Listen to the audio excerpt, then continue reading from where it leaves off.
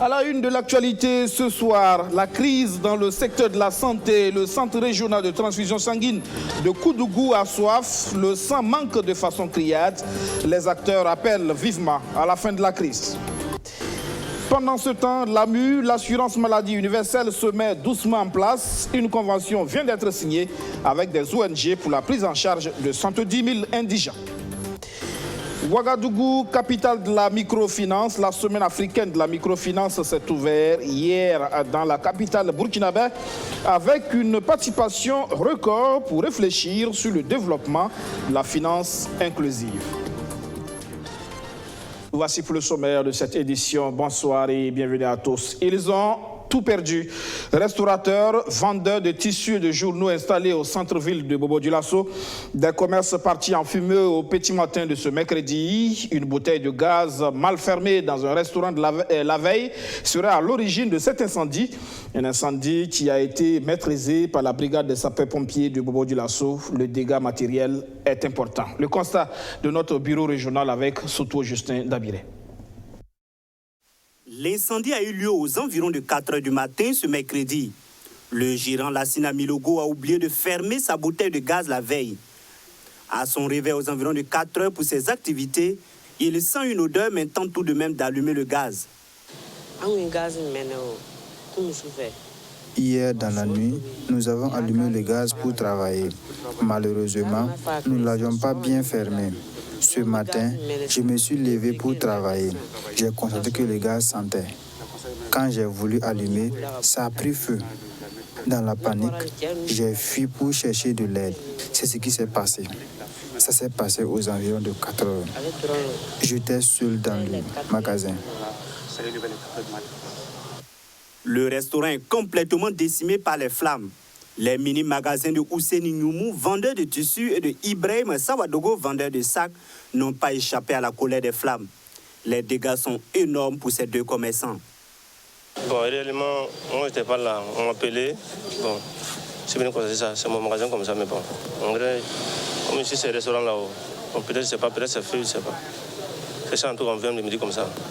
On vend des tissus, des façons d'enfants, des tissus pantalons, voilà, comme ça. Je ne peux pas estimer d'abord parce que ça me dépasse d'abord. Mais on peut dire que ça vaut des millions? Bien sûr, ça vaut des millions. Tout parti, même l'Angara, ça fait partie. Donc ça vaut des millions, voilà. Bon, c'est environ de 5h30 comme ça. On m'a appelé pour me dire que non, le magasin a pris feu. Voilà. Ça a été comme ça. Bon, je suis arrivé, on m'a dit que non, que la cause était... C'est une gaz qui fitait. Donc, c'est dernièrement, je peux dire 2 500 000 comme ça. Une partie du bâtiment, les nouvelles messageries africaines, a également subi la furie des flammes. L'incendie a été maîtrisé par la brigade des sapeurs-pompiers de Bobo-Dioulasso, selon des témoins, avant notre arrivée sur les lieux aux environs de 8 h. Pas de perte en vie humaine ni de blessés, mais un important dégât matériel est à constater. Voilà, on reste à Bobo-Dioulasso dans un contexte de fronde sociale sévère. C'est une institution qui est très attendue, mais le Haut Conseil du dialogue social a d'abord un premier défi à relever, se faire connaître du monde du travail. Dans la capitale économique du Burkina Faso, il a entamé une série d'activités. Une délégation conduite par son premier responsable, Domba Jamar Palm, a rencontré l'unité d'action syndicale des Hauts-Bassins. Soto Justin Dabiré. Cette rencontre avec les organisations syndicales membres de l'UAS des Hauts-Bassins vise à faire connaître davantage le Haut Conseil pour le dialogue social, son fonctionnement et ses missions. Elle entre aussi dans le cadre d'une série de formations organisées par le Haut Conseil pour le dialogue social à Bobo-Dioulasso.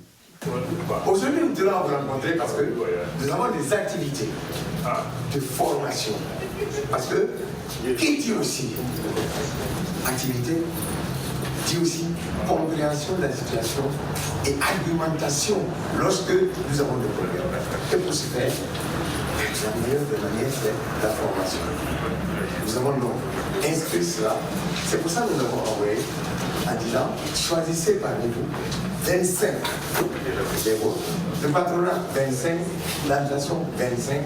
Ensemble, nous allons échanger autour des prix suivants. La série de formations prévues à cet effet débute ce mardi 22 juin 2019.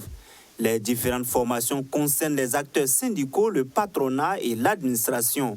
Ces différents acteurs vont être formés autour des thèmes dialogue social et médiation, droit et liberté et droit des syndicats, et ensuite le budget, réalité et enjeu. Il faut que ce sont des outils que nous mettons à leur disposition, afin qu'ils sachent comment bouger. C'est tout. C'est une formation, c'est des échanges interactifs. On ne vient pas leur prêcher l'évangile, hein. On vient leur donner qu'est-ce que nous voyons à travers ces trois thèmes. Ils donneront leur point de vue, ils poseront des questions et à la fin, je pense que chacun verra comment justement il peut utiliser, il peut se saisir de ce qu'il a reçu comme formation pour bouger. Une visite bien appréciée par la coordination régionale de l'UAS. Bon, je pense que nous avons été invités par le Haut Conseil du dialogue social, qui est une institution de la République. Donc, naturellement pour nous, d'abord, il fallait que nous participons. Et je pense que ce que nous avons effectivement relevé, c'est que ça permettra effectivement à nos militants de savoir ce que c'est que cette institution de la République. C'est ce qui a été fait. Donc, je pense que c'est bien. Avant la rencontre avec la coordination régionale de l'UAS, la délégation du Haut Conseil pour le dialogue social a rendu des visites de courtoisie au gouverneur de la région des Hauts-Bassins et au chef traditionnel de Bobo-Dioulasso. Le dialogue social qui reste très attendu au département de la santé, où le mouvement d'humeur des travailleurs impacte dangereusement la prise en charge des patients. À Koudougou, le CRTS, le centre régional de transfusion sanguine, est à sec. Peu de gouttes de sang pour sauver des vies. Le dénouement de la crise est attendu avec impatience. Archimède Boy. Ils sont quasi vides, les réfrigérateurs devant conserver les poches de sang. Une situation qui désole Dr Rakiatou Traoré, chef du service de collecte de sang du Centre régional de transfusion sanguine de Koudougou. Quand les collectes sont normales, les frigos ils sont pleins.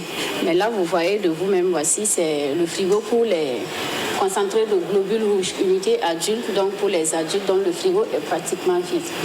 Donc là, nous avons une seule poche, comme vous le voyez, une poche O positif. Voilà, et là, c'est la poche pédiatrique. Oui, ça, c'est pour les enfants. Donc, une poche adulte que l'on divise en deux. Donc, ce qui nous permet d'avoir un stock un peu conséquent. C'est pour ça qu'on a quelques poches ici pour les enfants. Donc, vous voyez, mais c'est pratiquement vide, c'est pratiquement la même chose. Vous voyez, on est presque... En cette période de rentrée scolaire, la phase dite difficile pour la collecte est passée. Le centre reste cependant confronté à une autre difficulté. Depuis quelques mois, plusieurs syndicats du secteur de la santé sont en grève. Des mouvements d'humeur qui impactent visiblement la collecte du liquide vital. Avec le mouvement, la période est devenue plus difficile parce que nous n'arrivons plus à faire les sorties mobiles. Même aux alentours, à Koudougou ici, nous n'arrivons plus à sortir. Nous ne sortons même plus du site fixe, en fait. Du coup, cette période est devenue plus difficile dans la mesure où les collectes mobiles constituent les 75% de nos poches collectées. On se contente tout simplement des collectes fixes qui n'arrivent pas vraiment à nous permettre de satisfaire les demandes de sang. La salle de prélèvement presque vide reçoit les quelques donneurs réguliers. Je donne régulièrement mon sang avec le paludisme. Les enfants moins de 5 ans, ils manquent du sang. Donc c'est en cela que je pense beaucoup pour donner le sang afin qu'on puisse subvenir aux besoins de ces enfants-là. Le service de collecte ne baisse pas les bras pour autant. Pour éviter une rupture de stock, il use de stratégies. Et nous faisons passer des spots radiophoniques pour, tout simplement pour informer la population sur la nécessité de donner le sang. Comme nos donneurs, ils sont fidèles, nous avons une base de données. Donc c'est sur cette base de données que nous nous basons et nous les appelons. Et ils répondent favorablement par la grâce de Dieu. Donc c'est ce qui nous permet de résister à cette période difficile. Voici une liste de donneurs que nous avons sélectionnés, dont le rendez-vous est arrivé. Donc nous avons déjà appelé ceux-ci. Donc toute cette liste... En période normale, le Centre régional de transfusion sanguine CRTS de Koudougou parvient difficilement à satisfaire les besoins des centres de santé de la région du centre-ouest. Un seul vœu, ici, au CRTS, la fin de la crise au plus vite. Toujours dans le secteur de la santé, elle commence à prendre forme. L'opérationnalisation de l'AMU, l'assurance maladie universelle, 3 ONG pour prendre en charge 110 000 indigents dans 4 régions du Burkina Faso. La convention a été signée hier. Abdourazak Traoré. De simples signatures qui auront un impact indélébile sur les populations les plus vulnérables du Burkina Faso. C'est l'opérationnalisation du projet d'assurance maladie universelle qui se matérialise ce 22 octobre. La Caisse nationale dédiée à cet ambitieux projet qui envisage une couverture sanitaire au profit de 25% de la population tisse des liens de collaboration avec 3 organismes non gouvernementaux. De quoi s'agit-il exactement? À l'ONG ASMAD, RAMS et APIL, la Caisse nationale d'assurance maladie universelle délègue ses fonctions. Le régime d'assurance maladie, plutôt que de mettre beaucoup d'argent dans l'institutionnalisation, vous savez que créer une caisse au niveau départemental, par exemple, ça coûte cher. Nous n'allons pas jusqu'au département, nous déléguons nos fonctions à des organismes de gestion délégués, que sont les mutuelles de santé. Et ce sont ces mutuelles-là qui s'occupent de verser les prestations et nous faisons le contrôle. À terme, bon, là, la première vague en fait concerne les indigents pour lesquels c'est l'État qui s'est engagé. C'est l'État qui prend en charge la couverture de 70 000 personnes, objet des conventions que nous avons signées. Les ONG ont essentiellement un rôle de communication et de sensibilisation des populations.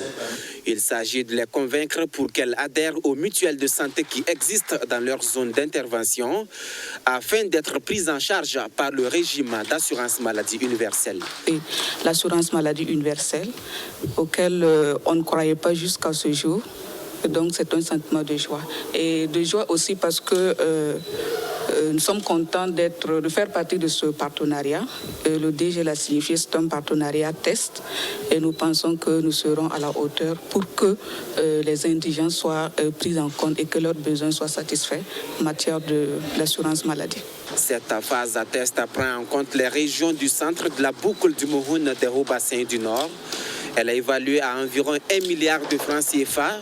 Le prochain défi, lui, est relatif à la mobilisation des ressources auprès des Burkinabés qui en disposent, selon les termes du directeur général de la Caisse nationale d'assurance maladie. Une structure qui ambitionne faire en sorte que le Burkinabé se soigne à moindre coût et avec des services de qualité. Se soigner, c'est une question donc de pouvoir d'achat. De jeunes burkinabés pourraient développer leur propre business grâce à ce soutien du Luxembourg. 18 milliards de francs CFA pour le ministère en charge de la jeunesse. Le Grand-Duché veut ainsi contribuer à une formation professionnelle de qualité pour les jeunes burkinabés. Madina Sienou. La coopération entre le Burkina Faso et le Luxembourg est au beau fixe. Pour cette année 2019, le portefeuille d'accompagnement du Grand-Duché de Luxembourg à l'État burkinabé est passé de 33 milliards de francs CFA à 49 milliards de francs CFA. Un montant destiné à financer des projets et programmes dans les domaines de l'éducation, de la formation professionnelle, de l'agriculture, des TIC et de la gestion des ressources forestières et pastorales. Et la réunion s'est bien passée et vous avez bien suivi, il y a eu des annonces. Le pays donc continue d'apporter son appui. Nous avons d'abord un portefeuille initial de 33 milliards. Nous sommes passés aujourd'hui avec ces signatures à 49 milliards en ce qui concerne l'État. Mais vous avez aussi d'autres parties qui reçoivent des fonds tels que des associations, des ONG. Et donc, lorsqu'on fait le total, on est autour de 55 milliards aujourd'hui en termes d'intervention du Luxembourg au Burkina Faso. Pour encourager la formation professionnelle au Burkina Faso, 18 milliards de francs CFA seront reversés au ministère de la Jeunesse et de la promotion de l'entrepreneuriat des jeunes. Et c'est réellement un ouf de soulagement pour le ministère qui avait besoin donc de cet appui-là. Étant entendu qu'actuellement, nous avons entrepris donc une réforme, la réforme donc nationale, la formation professionnelle, qui vise à accroître donc le nombre de formés, le nombre d'apprenants, mais aussi à étendre les centres de formation donc sur l'ensemble du territoire. Notre objectif, c'est de faire en sorte que de la même manière que nous avons donc les écoles primaires dans notre pays, que nous puissions mettre donc des centres de formation un peu partout, dans le sens d'inverser actuellement donc la tendance donc de l'éducation nationale et mettre beaucoup plus donc nos jeunes dans la formation technique et professionnelle en vue donc de renforcer donc leur employabilité. Cela fait maintenant 20 ans que le Luxembourg accompagne le Burkina Faso dans son processus de développement. À cette 11e commission mixte de partenariat, ce vœu d'accompagnement a été renouvelé.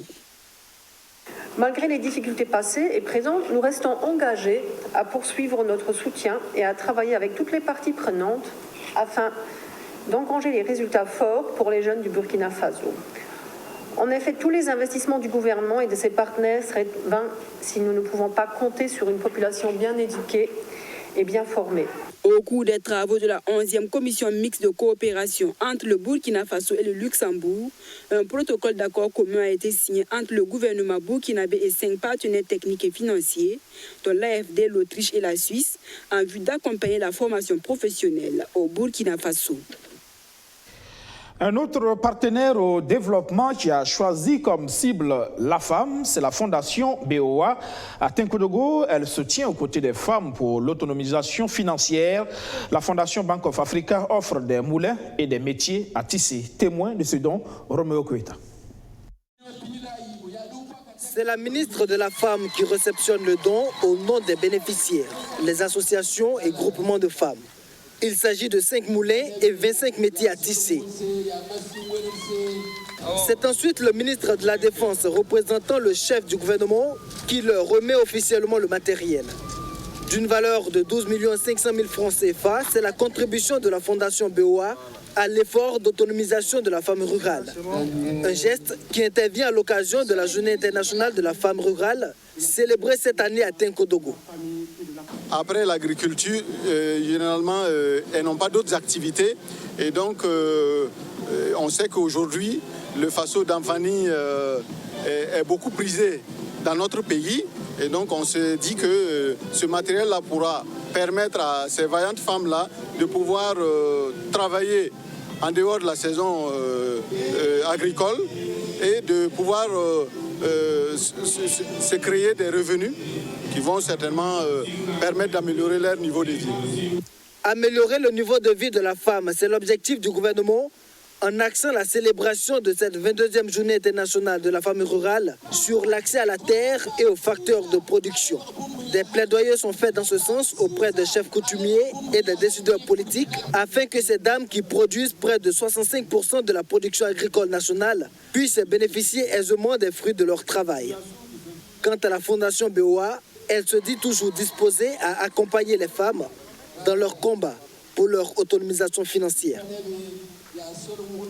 La mobilisation en dit long sur l'enjeu de ce secteur pour le développement de l'Afrique. La microfinance, acteur de la finance exclusive, experts internationaux, ils sont plus de 800 participants à la 4e édition de la Semaine africaine de la microfinance. Elle s'est ouverte hier ici à Ouagadougou. Enquête d'impact, la finance inclusive au service des ODD, les objectifs de développement durable. C'est la réflexion qui est menée dans la capitale burkinabé. Arsène Konitamde.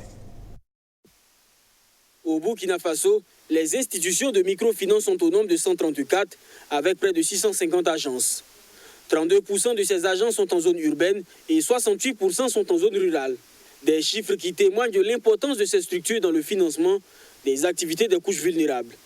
La semaine de l'inclusion financière ouverte ce 21 octobre à Ouagadougou a pour objectif de pousser la réflexion dans l'optique de rendre la finance plus inclusive et aller vers le développement.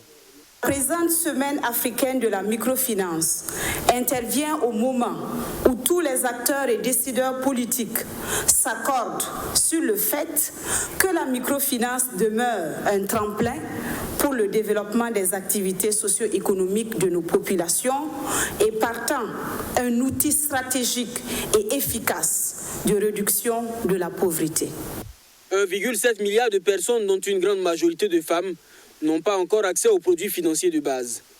Environ 40% des micro, petites et moyennes entreprises des pays en voie de développement ont des besoins de financement qui ne sont pas encore satisfaits. D'où l'appel de la ministre en charge de la coopération du Luxembourg à s'inspirer de l'expérience de son pays. Cette inclusion financière est essentielle pour permettre aux personnes de satisfaire à leurs besoins de base, tels que l'alimentation, tels que le logement, l'éducation ou encore l'énergie. Grâce à cette approche proactive, le Luxembourg est devenu un centre d'excellence clé pour la finance inclusive au monde. Les réseaux luxembourgeois de la finance inclusive est composé d'entreprises privées, de fonds d'investissement, de réseaux mondialement reconnus, d'organisations normatives. Pour cette édition, plus de 800 personnes venues de 54 pays du monde sont rassemblées à Ouagadougou. La Semaine africaine de la microfinance est organisée conjointement par le Burkina Faso et le Grand-Duché de Luxembourg et illustre la qualité des relations de ces deux pays. Le MAEP, le mécanisme africain d'évaluation par les pairs, déroule son agenda annuel. Il vise le renforcement des normes et pratiques de bonne gouvernance menant à la stabilité politique, à la croissance économique, au développement durable et à l'intégration économique sous-régionale. Lundi dernier, dans la commune de Nagrengo, dans le plateau central, le MAEP a rencontré les acteurs locaux pour une séance de renforcement de capacité. Archimède Boy. C'est ici, à l'hôtel de ville de cette localité située à une cinquantaine de kilomètres de Ouagadougou, que la délégation du MAEP échange avec les différentes couches sociales de la commune de Nagrengo. Une démarche qui s'inscrit dans sa dynamique de renforcer les capacités des acteurs du développement local. Nous l'inscrivons dans le volet général du processus inclusif et participatif du MAEP lui-même, et également, c'est de faire en sorte que les acteurs locaux s'approprient des fondamentaux donc du MAEP pour consolider la qualité de la gouvernance et donc impacter de manière qualitative donc, le développement à la base. Les sujets abordés au cours de cette rencontre constituent une plus-value pour les participants. Vraiment, nous sommes très émus, très contents, fiers de les avoir au sein de notre commune aujourd'hui. À écouter le SP, le MAEP, ça va apporter en tout cas un plus à notre commune.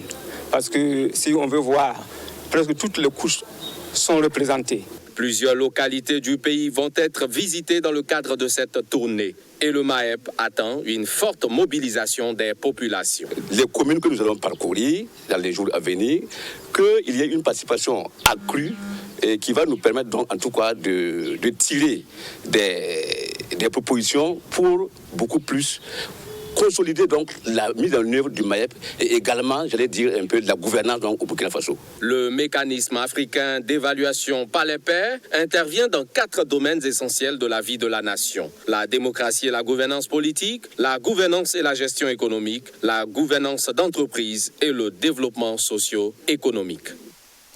La fin du dialogue inclusif malien, 2 jours de concertation intermalien pour trouver les actions à mener pour recoller le tissu social national. Les Maliens du Burkina Faso sont parvenus à la conclusion qu'il faut un sursaut d'orgueil de l'ensemble des fils et filles du Mali pour venir à bout de l'insécurité qui menace fortement le vivre ensemble. Roméo Kuita.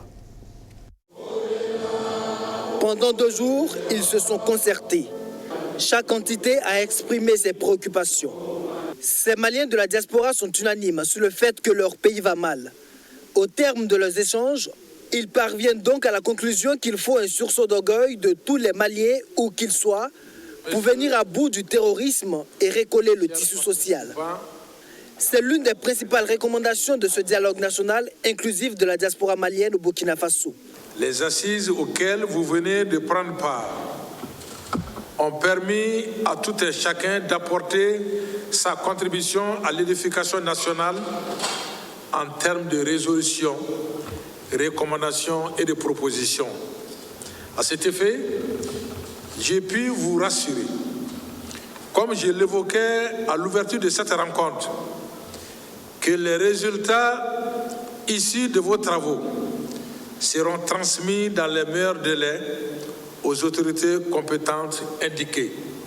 Les participants espèrent que ce dialogue ne sera pas un fora de plus et que les propositions seront réellement prises en compte. Nous voulons que ça se multiplie, que nos opinions doivent être prises en compte, que chaque Malien, chaque Malienne ne reste pas à l'écart, que tout le monde soit inclus dans le dialogue inclusif. Les différentes motions de soutien invitent les autorités maliennes à plus de sincérité dans ce dialogue, quand on sait que les précédentes initiatives n'ont pas produit les résultats escomptés.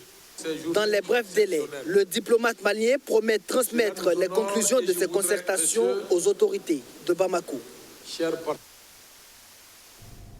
Moscou veut accélérer ses échanges avec l'Afrique.